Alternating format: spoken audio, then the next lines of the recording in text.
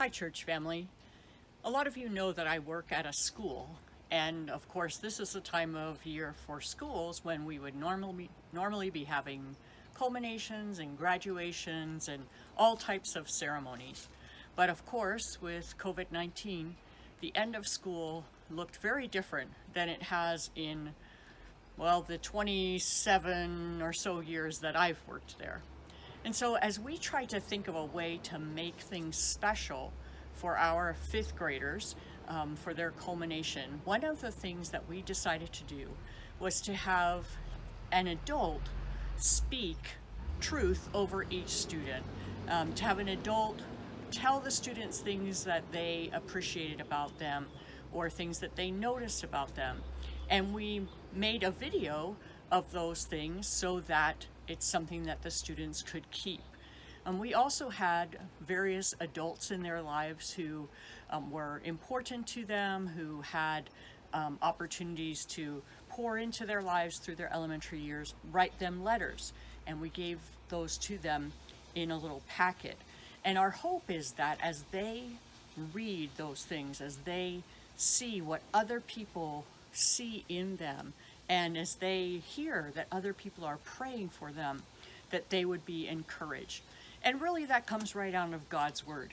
In Ephesians chapter 4, it says, "Let no unwholesome word proceed from your mouth, but only such a word as is good for edification according to the need of the moment, so that it will give grace to those who hear." Or as the New Living Translation puts it, "Don't use foul or abusive language. Let everything you say be good and helpful, so that your words will be an encouragement to those who hear them." And I think that that is really something that we should aspire to every day of our life, because you'll notice that God apparently never heard the rule in communication that you're not supposed to speak in absolutes, like say, you never do this or you always should do this. And so in God's word, quite frequently, it will say things like, let no unwholesome word come out of your mouth. Let everything you say be good and helpful. And so that is something that we should aspire to as we go through our day, that the words that come out of our mouth would be life-giving to those around us. We know that Proverbs tells us that death and life are in the power of the tongue. And we need to make sure that our tongue is not being used for death purposes, but that it is being used for life-giving purposes.